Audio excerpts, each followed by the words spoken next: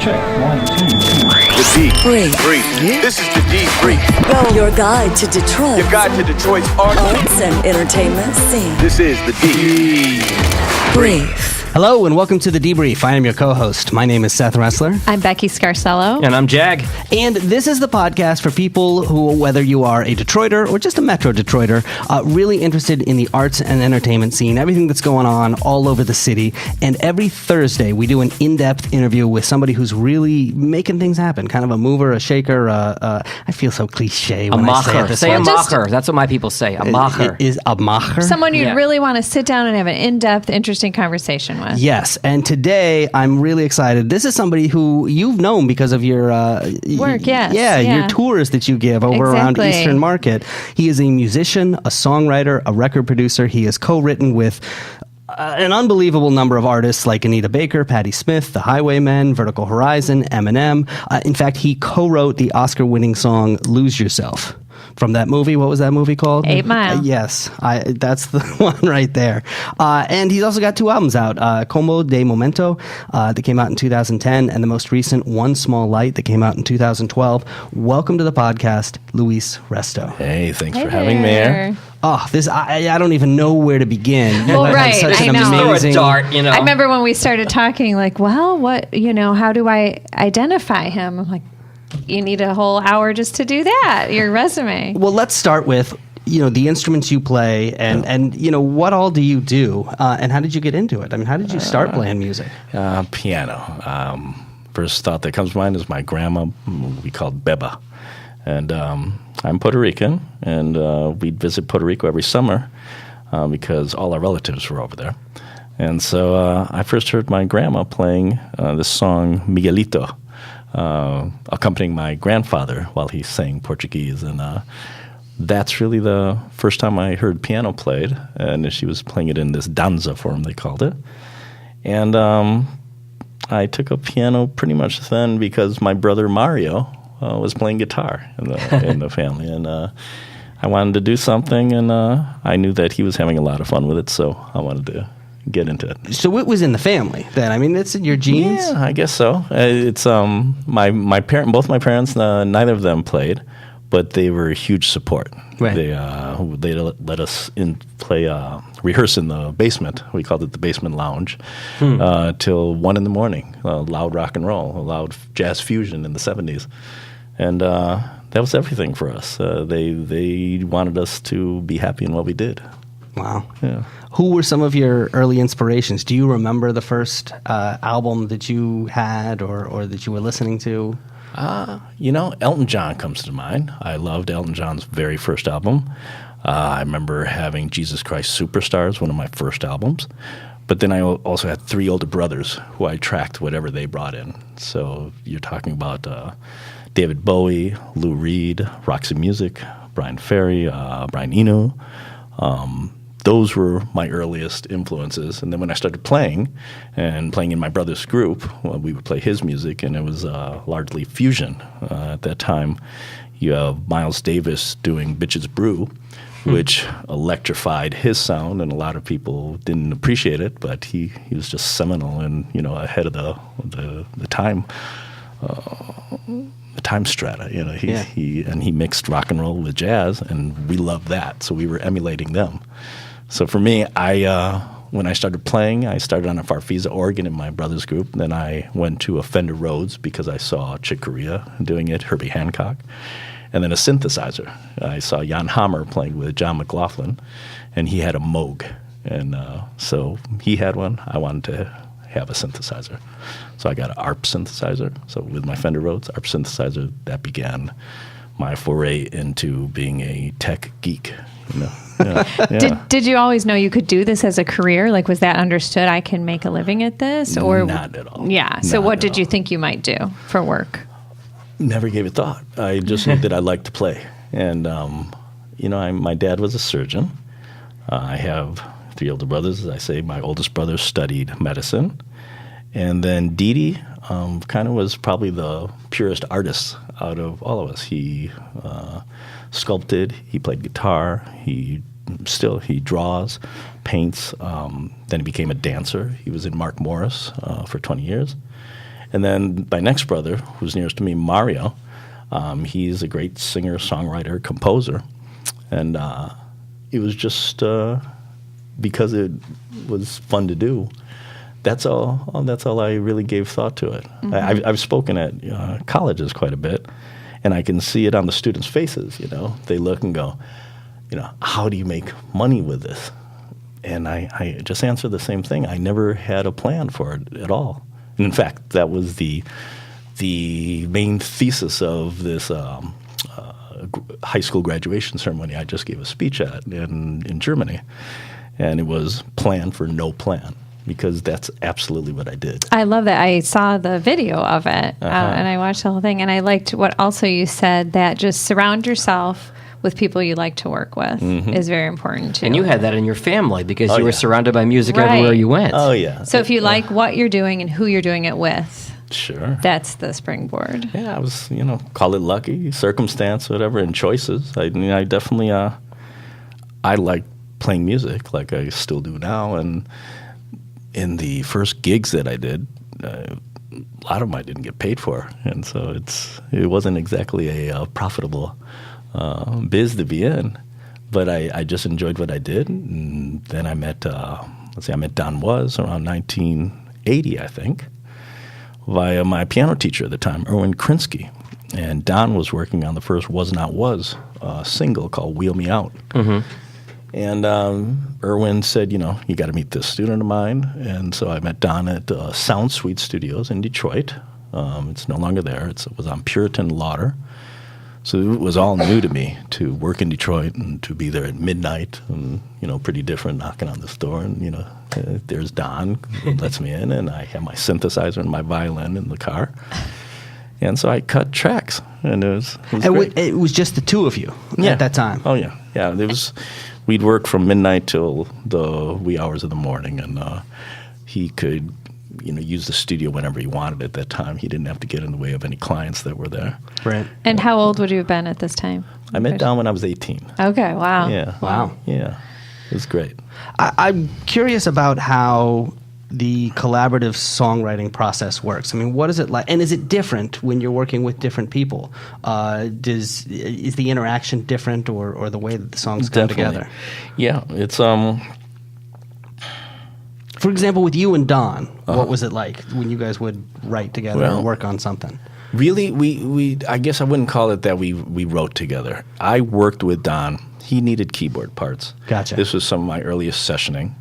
And so via that interaction, Don, this is before he became the Universe's producer, Right. This is him working on his project, and it was kind of wacky lyric with crazy mixtures of styles. We had funk, we had jazz, we had rock and roll, and I sort of brought a sense of some classicism, Latin, and arrangement stuff to it, But that process there, it is writing, but it's not necessarily writing a song together. That song existed because he put music to the lyrics of David Weiss. And so there's a track. I come in the studio.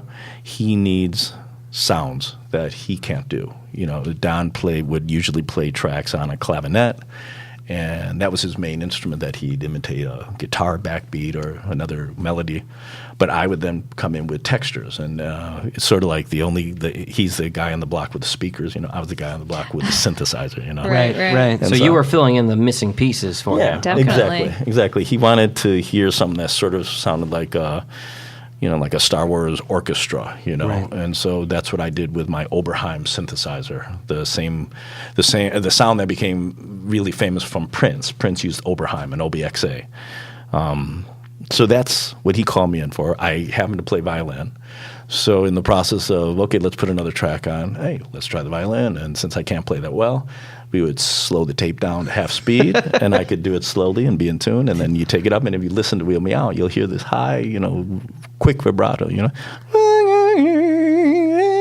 That's me on violin. You know? Oh, wow. Old tips and tricks back in the day before we had all these gadgets we have now. Yeah, no Pro Tools, no nothing. You just slow the tape down and you play it slow. But don't you love how he's just like, I just happen to play the violin. So I just rub that out. And you had it with you. It was just sitting in the back of the car. Well, that's what I do. I mean, I play piano very well, and the other ones I kind of fiddle with. You know? Right. Oh, no pun intended. But I love knowing a little bit of every instrument, and that meeting Don was really the beginning of my session work and getting my chops together in the studio, because he early on he told me just take every session that you can take, whether it pays or not. You just say yes to everything, and you'll be the first call keyboard player, And I really didn't have the want of being a first call anything, but I took his advice to just do it. And via that, working with Don Davis at United Sound, Sylvia Moy at her studio, she was a co-writer on my Sharia Moore. All these people, I got these experiences daily to come in and have to figure out what do these tracks need, or what artist needs, and that process of listening to an artist and have them, kind of channel their ideas is what got me to do what I do pretty well. Let me ask you a little bit about the history of Was Not Was, because I'm actually a radio guy, and my very first radio experience ever, there was a syndicated countdown show called Countdown USA and radio stations all over America, and you could write in and you could request a song. And the one that I wrote in and requested, I don't even remember how old I was, but it was a Was Not Was song, and they sent me the album with the big Countdown Which USA tune? sticker Which on it. tune? It was Walk the Dinosaur. All right.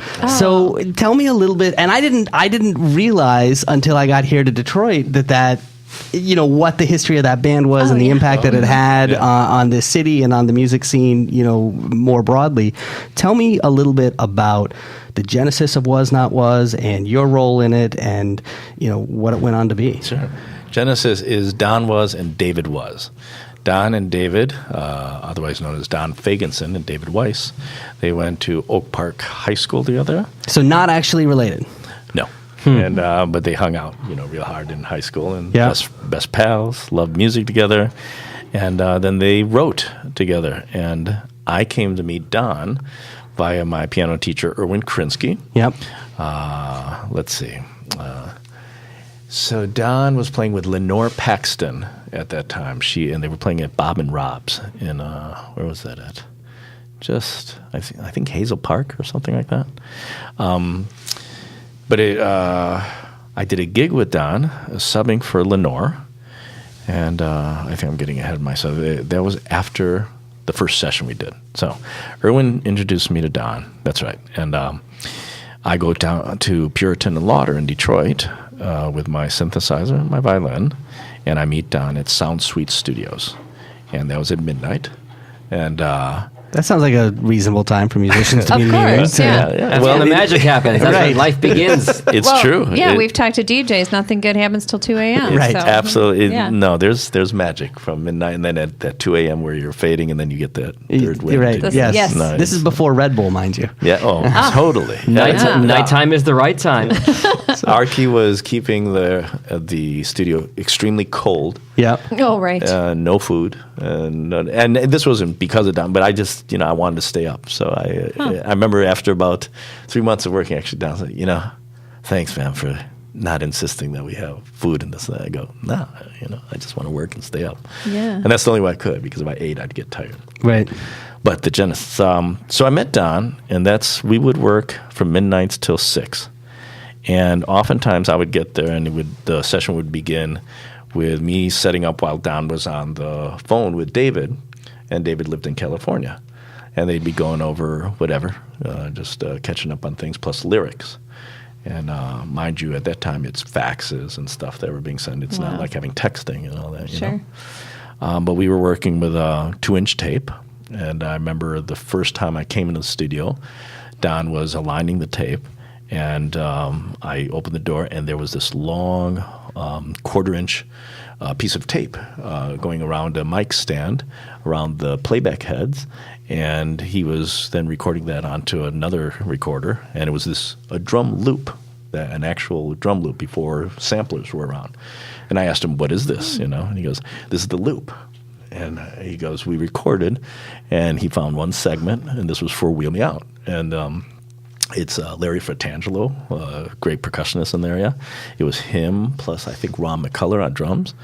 And so that was the basis for the song. And this was my introduction, my first session, to see a drum loop being put onto a 24-track for 6 minutes, or actually, for the remix, 9 minutes. Right. Yeah. So Wow. you put it all on, and then we started adding parts onto that. That's kind of crazy. I mean, Yeah. because I'm thinking about DJs taking break beats back then, and what they were doing with records, you were sort of doing with With the tape tape. loops. Yeah, no, that is where the drum loop came from. That's the term. Drum loop is taking it and actually looping it and then putting it down and then playing over it. That is what the term drum loop. So what are some of the things that you learned early from working with those guys and Was Not Was that you would take later on? Feel, chemistry, no boundaries. With Don specifically, the power of the unison line. And, I was 18, and I would argue with him on everything. As any 18-year-old would. And Of course. Prince was God to me, Yeah. and I actually thought that we were quite unfunky as a band, to be honest with you. And you need the funk. Sensing a serious lack of funk in this room. But not saying that I had it. I just, When Prince is your standard, that's a pretty high bar. it was, and I wanted to emulate that. But, hindsight's everything. I'm proud of the stuff we did, but Don taught me really, as he calls it, Zengineering, Oh, wow. And it's I think I learned just that receptivity, to not have to come in and kind of state my place too strongly. I came in and he needed something, and I would kind of channel what he needed and see what the track needed. And the bit of advice I said earlier that he said take every session that came in, that really was my core upbringing and mentorship from him. The work we did in there, I did bass lines, I did orchestrations, I did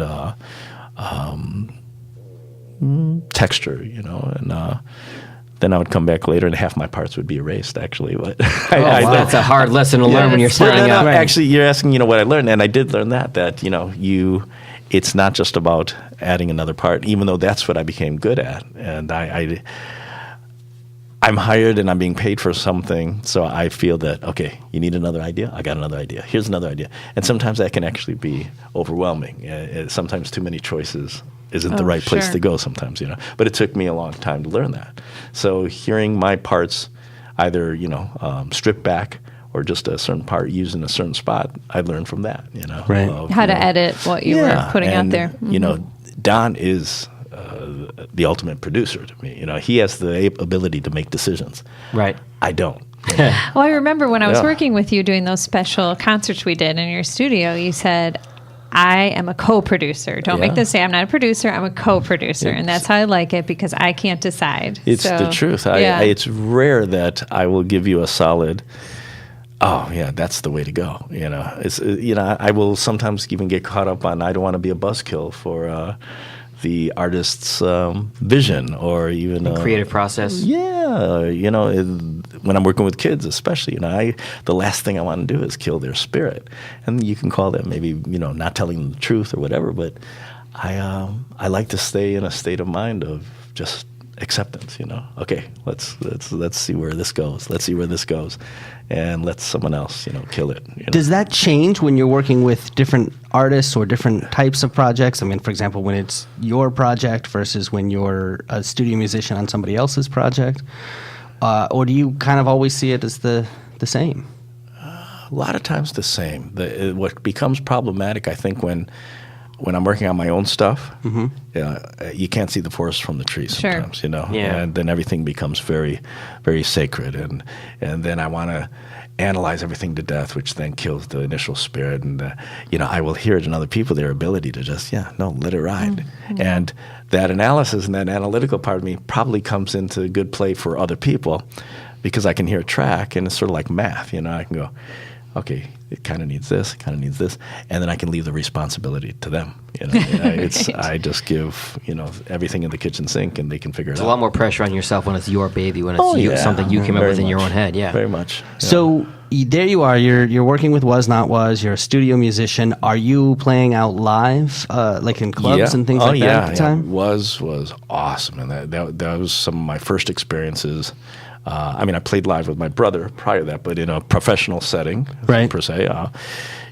We did this 2-week stint of each coast, the East Coast and the West Coast, of doing small clubs. Mm-hmm. So at that time in New York was the Mud Club, in Philadelphia the Spit Club. Boston, we got to know. Yeah. What was the Boston club? Tea Party, maybe? That sounds familiar. I think that we did CBGB's. Then in LA it was Whiskey A Go Go. Yeah. And it was great, and it was a quick hit, 2 weeks, and we were back. And so that was my first introduction to the road. Yep. And is that a very different environment than being in the studio? I'd imagine. Yeah, because road life itself can get wild, especially you're young, and I was young. And you were young, and those were like the real rock star days, too. That's not like where it got like kind of sanitized down like it is now. It was awesome. It was fun. It was crazy. And, are there any stories you can share about the road? I won't ask what you can't share. Or what you want to share. I'll ask what you can't share. I want to know. Well, Amsterdam, you can only figure. And I know that at one point I looked out the window and said, I'm going to go on that flagpole. And everyone said, no. So they guarded the window. You could have somebody with their wits about them. Voice of reason. Right. No, so it was a certain state of mind. But that is the best answer, by the way, I've ever heard to that question. Any stories from the road? One word. Amsterdam. Right. Hey, But no, it was awesome. And that was the year where we did then we did Europe. Mm-hmm. And that was an amazing tour. We did London, we did Wales, we did Paris, Germany, and other places that I can't remember now, but it was beautiful. So road, it's different from the studio because you're playing live, and so the energy you get off of the audiences, that's a real charge. And it's when we did the small clubs, it's I remember the first times where you would be in a room not too much bigger than this, 20 feet, let's say 30 by a 50-foot throw or something. Mm-hmm. When you have it packed with people and it's hot and the band's playing, you can do a move or something and you feel it come back at you in a certain way. The very vibration. Quick, really yeah, quick. Yeah. As opposed to we did the Hammersmith Odeon, Right. And it's huge, it's an arena, and everything becomes larger. And this is the time when it was Tears for Fears, Yeah. Shout. Yeah, shout. Right, yeah. Right. And so to be in the Hammersmith and to have known the history behind that, and then it's just so much farther away from you. That's a real different energy field, One of my favorite rock and roll quotes is from Steven Tyler, where he says that the rush that you get back from an audience responding to your music is better than any drug he's ever done. Oh, yeah. The high. No, I will say this from the little dabbling in stand-up comedy that I do, and it only happened twice, and I remember it very, very clearly. They laughed at your jokes twice, Seth? Yes, they laughed only twice. Yay. But there is a high that you get off it. And I remember the first time it happened, I was like, I'm high right now, and I haven't taken anything. And it has something to do with the audience. Bond too, it's live, whether it be comedy, live music, you're moving the atoms in the air with these people, and you're sharing this moment that's not going to be the same night to night ever again. And it's pretty magical. The only thing I can compare that to, and you may laugh, but so I did New Year's Eve 2012 at an 18-plus club in Pontiac at Electricity. I have no musical ability whatsoever, but it was New Year's Eve. It's like 11:45. All right, 15 minutes till the new year. Make some noise. Then we did the countdown till midnight, and I had 1,500 people screaming back at me. Like you said, Seth, it's your high without being high. It's this incredible adrenaline rush, and I can only imagine, Louis, with the knowing that it's something you created musically. For sure. It must just take it to a completely other level. Oh, very much so. Very much so. And then when you have those intimate settings, it could be 10 people in the crowd. Right. it's still connecting. When it connects, it's pretty magical, when you know that there's some commonality in what you're expressing and they're feeling it, And they're reacting to you and feeling it, yeah. And when you're in the studio, that's not the case. It's a different animal. When you're in the studio, quite often it's a core of just a couple of people that you often work with. With Don, it was always Don and I. Right. With Marshall later, it was Marshall and I and one other guy at the computer, And so you just get used to these core people in the studio, and you probably have great chemistry with them, or else you wouldn't be doing it nightly. So that becomes a great thing unto itself. You mentioned Marshall Mathers, who you wind up writing with later. Explain how we get from Was Not Was to Eminem. Like, what happens in the couple of decades there in between? Well, I existed before Marshall Mathers in the Detroit scene, working. I did let's see, before Marshall, what would that be? 18, 20, 38, 40, I'm almost 30 years, of doing session work. And so I crossed paths with a lot of people. And one of them was Joel Martin. He owns 54 Sound. And it was a heck of a vibe at this studio when I first met him. And it was on this project called Aramis Hall, which was an offshoot of George Clinton. And Joel was producing at the time. And he also managed Jeff and Mark Bass. And Jeff and Mark Bass and I would cross in the studios working on different projects. Marky was really adept on drum programming, and Jeff was an all-around instrumentalist, composer, real talented cat. And so we saw each other, heard each other on tracks more so than we saw each other. But I met Joel maybe a couple of years after I had met Don. And so I worked with Joel on quite a few projects after that. And in the business, you meet someone and you work with them often. They're /friends, colleagues, future work. And so Joel and I, we hit it off, and we stayed in touch forever. And around, what would it be, 1999, 2000, Marshall hits with My Name Is. And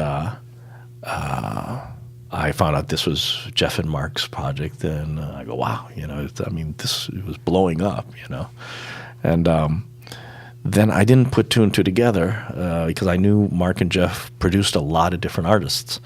And Joel calls me one night and says, "Do you want to work with Eminem?" And I hadn't heard the name yet. I go, "Is this that girl that they're producing?" No, because there was it was little. It wasn't the same artist at all, but I didn't know. Right? And he goes, "No, Eminem," and it's My Name Is. I go, "Oh, well, far out, yeah, sure." And so I hadn't heard the lyrics yet, And at that time, Olivia and Kyle, my son and daughter, were around, I think, 11 and 4, somewhere around there. And I was doing a jazz gig that night, and I heard, I picked up the CD or something, and it was pretty filthy. And it's a fair description. And I came in, and I respect David McMurray's, taste and his opinion. And we got into the discussion. I go, I don't know, man. I was called for this session. It's just, what does this do for the universe? Getting deep, Right. The kids, what example is this setting? And he goes, I know, but you got to hear the way this cat makes a story, and the way he paints this picture with his lyric, and then his rap is insane, his rhyme. Sure. So I go, all right. So I got it, and I listened to Mark and Jeff's production on the first Marshall Mathers Project CD. And, I loved their work, and I heard these lyrics, and I go, wow, all right. And just so we understand, the single had blown up, but there wasn't an album behind it yet, or had the first album come out? It had all blown up. Okay. I just wasn't, I wasn't in tune with rap in any way, I hadn't done any rap sessions. The rap I knew of, I go back to, the modern poets that my brother has had when I was growing up, / then Run DMC and Beastie Boys. Yep. But I wasn't it wasn't, that wasn't my thing. Right. I knew of it and I knew the hits, but now I'm getting called to do a session in this vein, and so when I do my work, I will often monitor CDs that are in the style to find out what you do. Research. Right. Yeah. And this is a perfect example of don't plan. Oh yeah. You just take what's unplanned. Absolutely. You just reacted to it. You Yeah. didn't seek that out. No, and it's just, no. And look, it's what happened? my friend Joe. He says, "You want to do this?" I go, "Yeah, Okay. sure." Yeah. And then there's definitely conflict because I'm definitely no saint. I'm not a born again. Whatever. It's just The content. The content was tough for me. And you had Right. young kids, so Yeah. that Yeah. colored it. Yeah. And so if you go back to 2000 too, how edgy that was. I mean, it was cutting edge in terms of the music and the rapping, but the content was really, really edgy for that time. It was tough for me, and but I've said it plenty of times. To know Marshall is to love Marshall. It's working with him. Got to the studio, had my synths, had a sampler with me, And set the scene for us the very first time that you show up. I mean, who's there? Yeah, it was working on D12, Yeah. his band D12. And it was pretty wild because the main engineer who was working with Marshall was someone I first worked with Don, Steve King. And regretfully, Steve King has passed, but Steve was an awesome, kind of Buddha in the middle of the room with everything happening. And so I come into the studio. We were actually at Mike Powell's studio in I think that's Oak Park. Mike Powell produced Anita Baker's early hit. But we were in his studio, and so I came in, and first thing I noticed, it's Steve. So there was a comfort zone there. Yeah. Nice, yeah. Familiar Awesome. face. What's Okay. happening? Steve's here. It's good. And then, it was a little bit of a mismatch because, not mismatch, just I had really long hair, just like I did at the Oscar time. And, they looked at it and they've told me later, man, you came in with your Michael Bolton hair. It's like the old Sesame Street bit. Which one of these things doesn't belong? What's about to happen to our track here, Right. And I didn't care, I've worn long hair all my life, Yeah. So I felt comfortable there, and then I get in the studio and I get comfortable. I take my shoes off, So that's not exactly rap proper, Right. But I think I may have had my Birks, so I'm barefoot, and so they're like, what's going on? Yes. And there was one part where I was using two hands for a chord, and I needed to pitch bend. So I used my foot, because I'm pretty flexible, at least at that time. Right. I don't think I could do that. Now they see my foot coming on, they're going, Oh, man. please, Yeah. So they were not as open-minded with you as you were with them at the beginning? Or? Sorry, this isn't Marshall, mind you. This is most of D12. Okay. Because this D12 song that Marshall's producing, Joel has said, because, Jeff was usually the guy who came and did everything, but Marshall likes to work a lot. And so Jeff couldn't be there All for the time. every session. So, that's how I came in, that Jeff just couldn't do everything. And but there was chemistry. I gravitated towards my classical background. And, I hear strings on everything usually, to the bane of a real string player. I go, listen to this violin, Right. It sounds nothing like it. But it worked in this case to put it over a hip-hop beat. And I just, I was just going by instinct of, I hear this, let's try this idea. Marshall liked it, and they liked it, D12. And then another track on it, another track. And that was really my first writers. And I put some parts, and then Joel came back later saying, he's giving you writers on this. It was on I think Girls, it's on D12, Okay. the first D12 album. And explain what that means for people who may not know when they say he's giving you writers. Okay, on this. writers. Well, in music, you earn money through performance, through, you can arrange songs, you get paid for an arrangement. You can get paid an hourly rate, but if you can get royalties from songs, it's working while you are not. And Right. that's what you hope for in a lot of ways. It's and I really didn't know this. You asked me, did I have a plan? I don't. I Right. didn't. But that is the reality of if you can get writers, if your songs can get played on the radio, and you are a writer on it.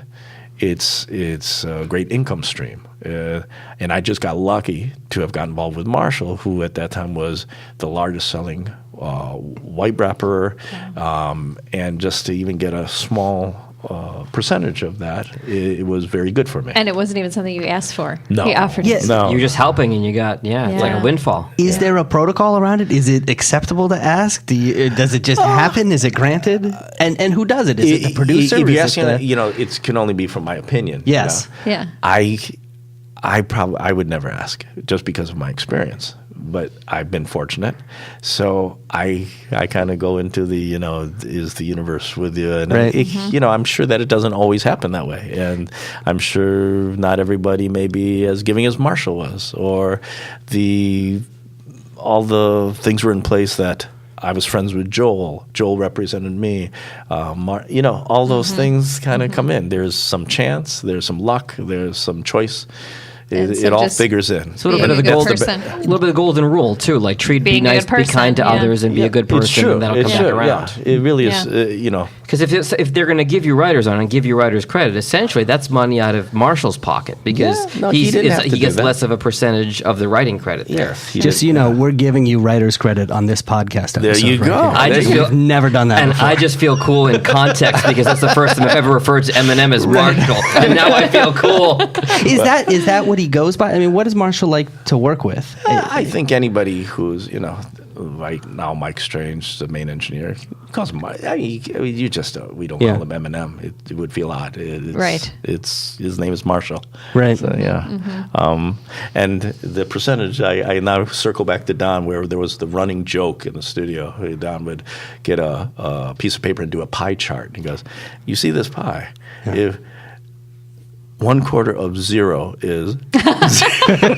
Oh, now that is like our podcast. Right, yes. Yes, that's our. It's an ongoing joke now, even. Can you take us a little bit? Because I think this is something people want to know about too. Is you talked about Marshall and how generous he was. Yeah.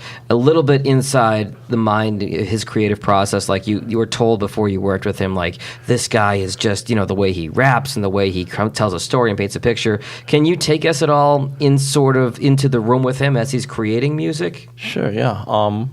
Well, that first session, we don't know each other from Adam. Yeah, Adam. Yeah, and so I've had a lot of first times with artists. Sure. So you're looking for chemistry, like a first date almost, right? Right. Yeah, it's chemistry. And you can't even really go looking for it. It's either going to happen or it's not. Yeah. So I did my thing, and I'm coming into his thing right off the bat, which is this song that they're working on. And I'm pretty confident he was giving me some parts at the time that he was hearing. And so I'm trying to fit that concept that he's explaining to me into some malleable, tangible, audible form coming out of the synthesizer. And that was that session with D12. And so that kind of opened the doors for us to then him calling Joel to tell me, he wants to come in again. And then it begins the relationship, and the way me and Marshall continue to work now as well. It's at that time we were doing a lot of beat writing, and Marshall's instrument really would be the drum machine. Actually, initially it was DJ Head who was there, and he was doing most of the drum programming, and so Marshall would be acting kind of like really the producer, overseeing what's happening between DJ Head and the keyboards that I was playing. Yeah. And it's sort of throwing darts at the wall to see what sticks. I think I screwed up that cliche, but yeah. Do different artists start in different places? Like, will some people start with a beat? Some people will start with a lyric. Some people will start with a melody. It comes in all forms. In Marshall's case, Marshall always has his notebook with him, and he's always thinking of rhyme and always thinking of probably, conceptual, certain phrases. And, in the middle of whatever we're doing, he'll be blank because he's writing down, some thought, and he doesn't want to lose that thought. Right. So there's, you'll see lists of rhymes, lists of this and that and the other. So that's that component of things. Then he has some melodies that he might put on a recorder, or he just carries around and hums it to you. He's hearing this or that. But his whereas DJ Head was first on the drum machine when I came in, then it really went to Marshall programming his own beats, because he kind of knew what he liked to feel beneath him, and he likes it quite open, you know. When he's doing the beat and we're searching for just ideas, I'm to his right and I'm searching around for ideas on the keyboard. And so he's got the open ear and commenting, and I go, that's dope. That's not, you know, Right. Yeah. or something's getting stuck. You know, let's try something else. And Rewind. it's just the process of searching around, and then we hit on something. Mike, or then it was Steve, they're at the computer capturing everything. It's I remember with Don, it was the Stones. You know, they always had a DAT in the deck, capturing anything that's happening with Mick Jagger at the microphone, or Keith. So you catch any nugget of the ideas and you can go back to it. Same with Marshall. You have Steve running the Pro Tools on a computer rig, capturing everything that's happening, so that when we hit something, we loop it up, and you know, okay, that's Right. something there. And then you take it to the next phase, which could be, you know, more spanned out chordal arrangement on it, or Marshall just taking that, you know, initial idea and that nugget of a beat to go right to. And it comes in all shapes and forms. Yeah. Can you talk about a song that came together really easily for you in the process, and then tell us about a song that didn't, that came really hard? Well, the easy one that I go to, that I co-wrote with Marshall, would be Mockingbird. And it was in his house in his basement studio. And he came in and said, you know, I'm thinking of this tune, right? And it's sort of about Haley and, you know, me being on the road. And you know that lullaby, Mockingbird. Right. Oh, yeah, you know, and it's public domain. You know, so, That's why you can hear it right now. oh, yeah. The only music we're allowed to have on this podcast. Yes, Yeah, 'cause it's sorry, public domain. I didn't even think, but it is public domain. Yes, yeah. And so, oh yeah, sure. And so it sort of then became composition, arrangement 101. And so, because, okay, it's a major key, and then Marshall is not so much about major, you know, he tends to go for a darker tone. Right. So instead of major, I went minor.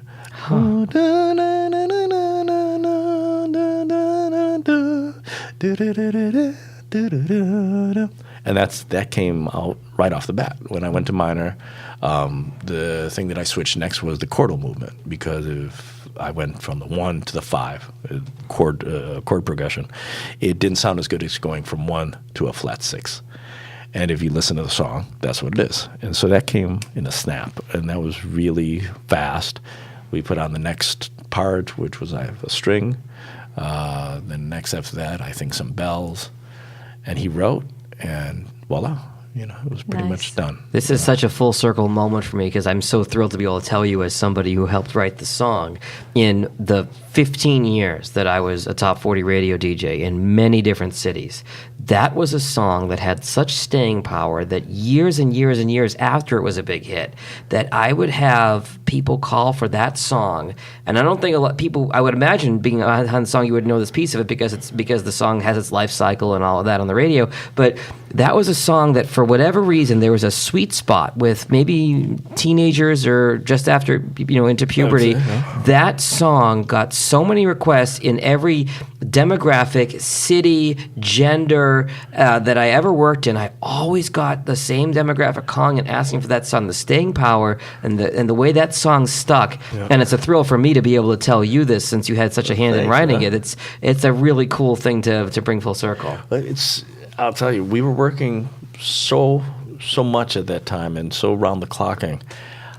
I wasn't in tune with how that tune hit. I didn't realize that at all. Oh, really? Yeah. No, because in fact, at that graduation ceremony that I spoke at the Frankfurt International, I worked with the kids a week in front and a week after. Cool. So part of it in the class, you know, I'm talking about what I've done, and I go to Mockingbird, and their ears light up. Oh, that's that song. That's Mockingbird. I never knew that this thing was so popular. That's gotta be. You didn't know the Even- impact. It's You gotta just be- did it, and it was Yeah, working. I it was just out I didn't there, I and- didn't know that one had hit. That's the got to be such a cool Oh. feeling to see that kind of reaction. Yeah, it's always Very cool. Yeah, much, it's great hearing it on the radio. Yeah. And So how did Lose Yourself come about then? Was that an easy one or a harder one? That's all Jeff's. That's really the way that he was doing his scenes in 8 Mile, and we had kind of a roving recording trailer, and they would tell me, okay, meet at this place, meet at this place, meet at this place, and one of the nights they said, I think we're working on the title track for it. So another part of Marshall's process is getting beats, and putting them on CDs to listen to them in the car and just carry them around. He still carries the CDs to have concrete. Okay, that's beat CD 1, beat CD 2, and sometimes he'll hear things that may have happened a year before. So Lose Yourself actually had come out of a beat session that he and Jeff had done. It was slower than what you hear. It was mostly guitar rock chords. Yeah. Right. And so I came into it, and Marshall had already written a couple of the verses, and I've always said I really don't have an ear to know what is a hit or not, and I don't. But when I heard his lyric, that was what it's become. This positive and motivational and crazy rhyming scheme. Nested loops of rhyme, and I knew it would flip people out. And so I come in and I'm listening to the track. He said it's just too rock and roll right now. I wanted to build from beginning to end, and so we stripped it down to the drums and the beginning chunk. Dunk dunk dunk dunk. Jeff, and so it really came. The genesis and the whole composition came from Jeff and Marshall, and I came in, I would say, to give it the sound that you hear now, which is orchestral on Yes. top of it with orchestral hits, the counter lines, and that's Marshall's line. But then I put it into the flutes, I put it into the French horns, then I had the contrabass. For me, I think it's a great example of the whole is greater. Some of it's Oh, parts. the song whole is spread great. of some of the I parts, never get yeah. the cliches right. What was amazing about that song too is, you come from top 40, I come from alternative rock, and I actually remember Eminem sort of breaking out of alternative. Like, My Name Is got played at alternative rock radio. I think Yeah, before that's a crossover. right? And Yeah. then he became a rap artist, and this was such a huge rock song on rock stations all over. And that is one of Yeah, those just- songs that is like one of the such iconic songs that you hear the first note You Right. and know you it. know what it is. You Right. know it Like the immediately. radio comes on, it's like, oh, you turn it Oh, up. yes, Yeah. Right, yes. right, and the staying power in hip hop is a format where you don't have songs that age, That more and well. more now. But Yeah. but that song, It's a powerful tune. Yeah. It's very powerful. Yeah. Yeah. I do think it got its just dues at the Oscars. I mean, it's just. I think it is a great fit to the Can you take us on now to the Oscars and that Yeah, I night? was starting to tell these guys. And you can YouTube it, but it's better to hear it from you. From the source. Yes. Well, let's see. Okay, so we find out that we're nominated for an Oscar, and so that was a huge hoot at the studio. You have And to be kidding did me. that come first or the Grammy? No, the Oscar. The Oscar came first, yeah. You hear the nomination, and you're chosen, and you go, "Oh my gosh," But Yeah. we didn't think we had any chance. I mean, not a chance. Who were you up against that year? It was Paul Simon, Thornbirds, Caetano Veloso singing the theme for Frida, the movie Frida, Okay. Frida Kahlo. Okay. Oh, yeah. U2, Hands Across America or something like that. It was to some movie. And then the one that you would have absolutely supposed it was going to be Chicago, the movie Chicago for the Broadway musical, yeah. And what was the other one? U2, Paul Simon. What year was this? I'm trying to remember. 2003. I can see that. I think that's it. And then us. Yeah. So, So you're like, oh, it's just a thrill to be nominated. oh yeah, Good. totally. Oh, no, I mean, totally. We just got a kick out of it. We go, unbelievable. That's funny. Did you write a speech? No. And I can remember vividly going home that night, catching there used to be this place in Royal Oak, Sangria restaurant. Oh, yeah. And so I was getting a meal, and I just, I thought, my then wife, Colleen, I go, okay, what would happen? Okay, I'm just going to keep Marshall in mind and Colleen. If I digress from there, right, everything's fine, That was it, And so then it comes up to Oscar time, and the Iraq War had broken out the Thursday before, and they were thinking of canceling it. Oh, wow. Yeah, and so Marshall was never planning on going because he didn't want to sit in the crowd when we lost. And Jeff was going to go. I think he just had a new baby, and he didn't want to take a chance with all the craziness and playing out. And so I went out, and I went out with my brother Tito, and he's a plastic surgeon living in Vegas. So it was like this perfect opportunity for him to analyze every Hollywood star there. Hey, need some work? Oh, they had Tommy Tuck and this, that, his wife's favorite actor is Richard Gere, and his favorite is Nicole Kidman. Nicole Kidman won an Oscar that night as well. But anyway, so we head out there. You picked a fabulous outfit. I did not pick that. I will totally give that to Don Was, because I went out and I thought what I had would have been a pretty good showing for Detroit. It was this really bright red suit from Thailand that I got from my friend Paul Nowinski. And if you've seen Talking Heads Stop Making Sense, David Byrne had this ape suit, made out of grass, kind of real big shoulders, and just made him look larger than life. This was sort of what my suit did to me, and I thought it was cool, Yeah. But Don sees it, and come upstairs, let's look around, and so we go up to his room, and he starts grabbing stuff out of his closet. He's worked with everybody under the sun, from Elton John to Ringo Starr to Mick Jagger, and. So in the end, I think it was a mix of Mick Jagger's boots with Richie Sambora's jacket, with someone's cool-looking pants, love beads that Don wears, Ringo Starr's star shirt, and then. And this the star shirt actually has a story behind it, that Ringo had given it to Don after Don had won Producer of the Year with Bonnie Raitt's Nick of Time. The following year, he gave it to Ringo, or Ringo gave it to him, and he didn't wear it. And Don didn't win Producer of the Year. So Ringo kind of wrote him on that. So he gave me the star shirt to see if it had any better luck. Talk about the luckiest of all shirts ever. Yeah. And then the last thing he tossed me was the Grant Hill Detroit Pistons shirt. And I can't remember the number now. It was either 11 or 33 or something like that. And he just said, if you win, if you guys win this, Detroit will love you forever, And I said, sure, I'll put that on. So that's how the concoction, that if you look online, you'll see I have a Detroit Pistons, I have a star shirt, I have a jacket, I have these leather boots, my hair is like Michael Boltonish. And that's how that came about. And I was voted in at least 3 magazines, part of the worst dressed. It's Don's fault. But it was memorable. Oh yeah, memorable. I didn't. I didn't think it looked bad. I wouldn't think worst dress would bother you one iota when you go home with that Oscar. Yeah, not at all. No, it's as I said, we certainly didn't think we were going to get it, and.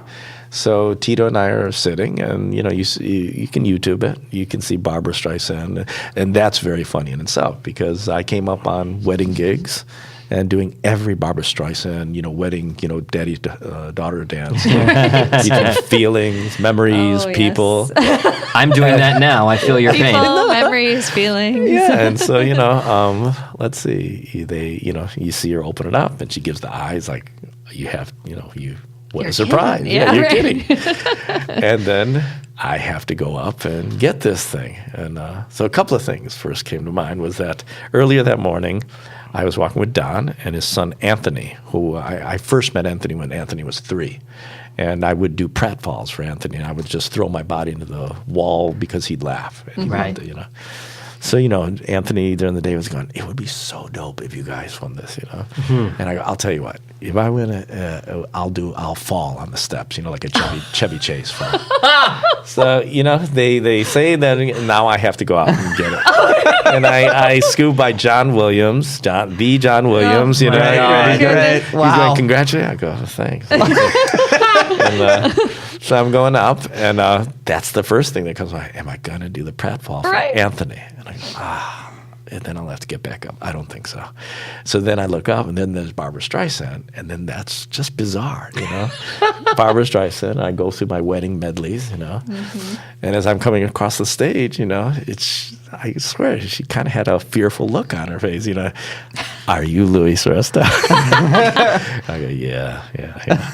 And then, when you turn around and you're looking at the audience, you're looking at a teleprompter counting down from 45 seconds. Oh, right. So that's your time. Before they start playing you off. Playing music. And then you're looking at all these stars that you're used to seeing on the screen. And it's a little weird. I'm sure, I guess I was a little nervous because I certainly hadn't planned anything. But I just went back to that dinner. I was going, okay, Marshall. So that's right. I go, this all goes to Marshall. And then I just kind of started rattling from there. And you kind of go out of body, you're talking, but you're kind of looking, you're seeing in Jack Nicholson in the front. You see then, what was her name? I'm blanking right now. Meryl Streep was probably there. She was there, yes. But what got me to the end of my speech, not just the teleprompter, what was Nick Cage looking like he kind of like got his collar and he's kind of like he's bored out of his mind. Funny the things you remember, like those moments. And I just said, I got to wrap it up. And that's where I go, Colleen, Kyle, I love you. And that's it. We talked about that high you get when you're performing. What's the high like when you've just won the Oscar? Oh my goodness! It's just so bizarre. It's just a little besides. I was beside myself because the first thing that came to my mind after that, after speaking and not sure what I said, was what do they want me to do? What Marshall or Shady or Paul Rosenberg? I'm sure they want me to. There's some protocol here. Right. So I'm calling on my cell, and I call Marshall first. And Kim answers, and I go, where's Marshall? He goes, he's sleeping, And I go, all right, we just won this thing. And you go, so. You might want to go, did you wake him up for the good news? And I couldn't get a hold of, anybody at the office, and they probably would have preferred me just to, lay low, but then they shuttle you off into the next room where all the press is there. Hold it up. And that's then where you'll see those shots, me just holding it up. Wow. And, tell us this, tell us that. And you just go, yeah, cool, And then you have this, the Oscar, it's really is the Oscar. I thought it would be like a fake. Like a prop. Right. Yeah, you get the real one later. And it's heavier than you think. It's like 18 pounds. So that catches you off guard. Huh. And it's not labeled because they didn't know who was going to be the winner. So they label that later. Later, okay. So that one would be the one that I would carry home for Marshall. But that night, you carry it around with you. And so it gets you into... And you do not let go of that thing to save... So we went to the Vanity Fair party, which is a big to-do there. And, there was my brother Tito.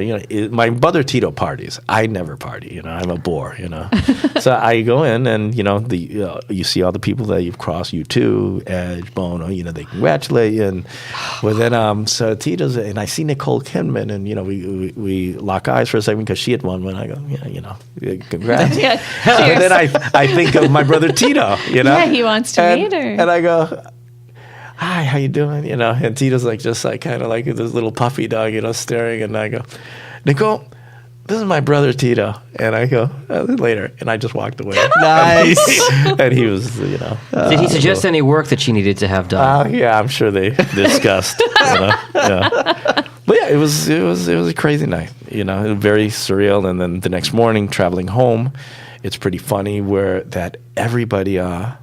It's surprising how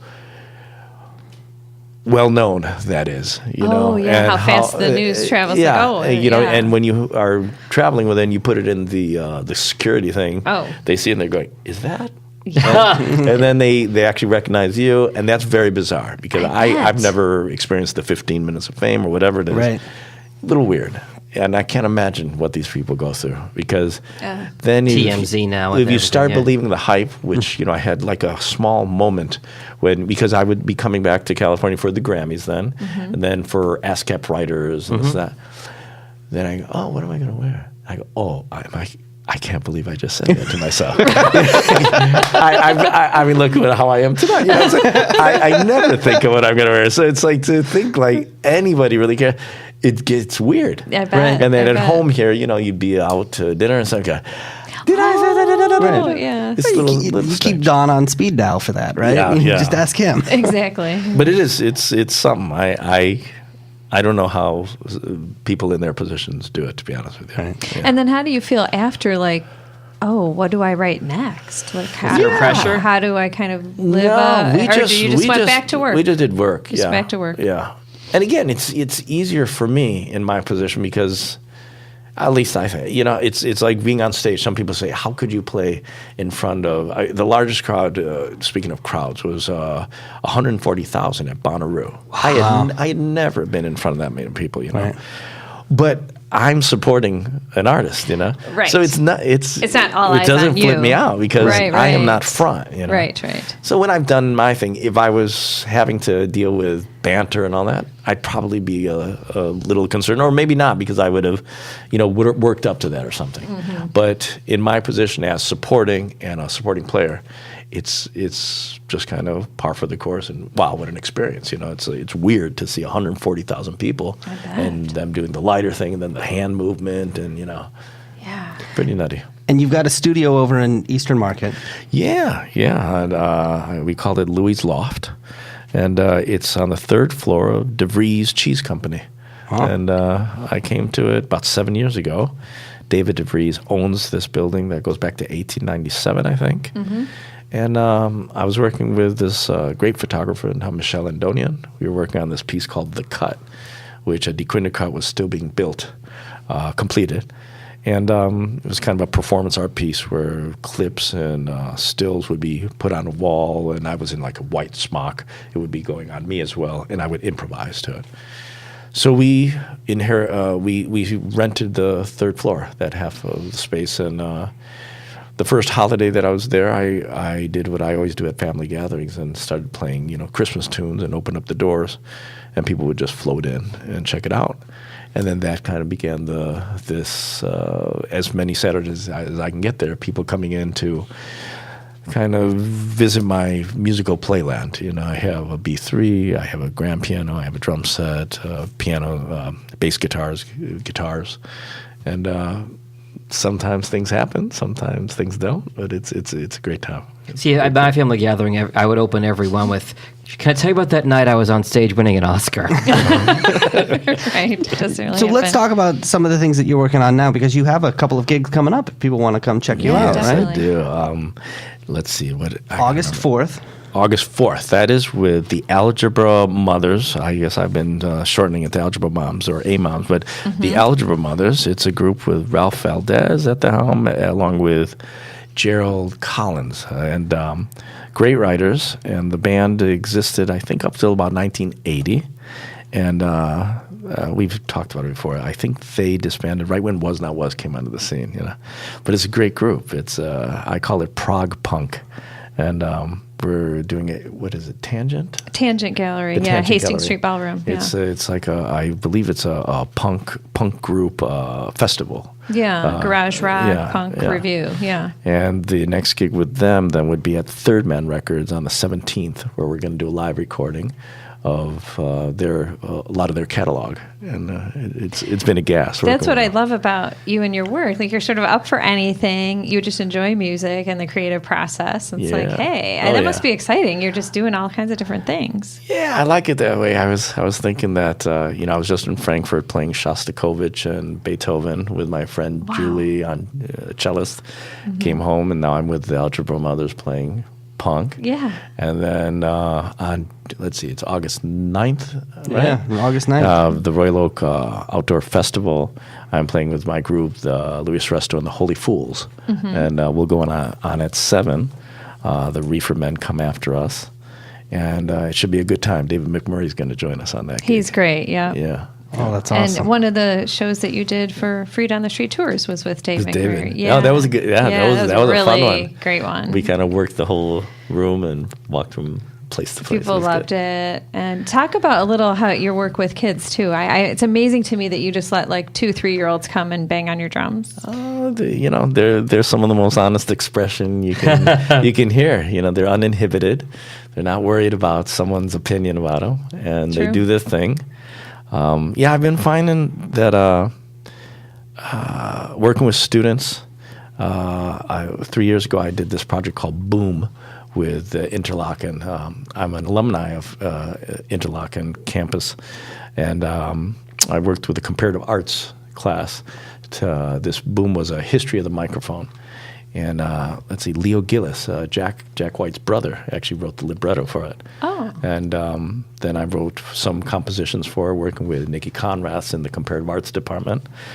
And I find the comparative arts, especially because it combines all the arts, writing, acting, music, they're kind of like the underdogs of the school. A place like Interlochen, you have these classical players who can just, play circles around you, And I find that the comparative arts students, I just gravitate toward them because they're pretty, kind of like Was Not Was, very, very open-minded, Mm-hmm. And most recently, we did this thing called Kenzoku, where I actually had to act, if you can believe that. And then it was fun. Oh, I saw that in your studio. Yeah, that a lot was of great. fun. Yeah, that's awesome. Yeah. If people want to follow you and what's going on, there's a website that they can go to? Yeah, I barely have kept that up, regretfully, luisresto.com. But you can go to, in fact, it's funny, someone ordered a Combo de Memento record from it, and comes in, I get this PayPal, and I go, how would they? And I forgot. Where'd this money come from? There is a store on my website. Okay.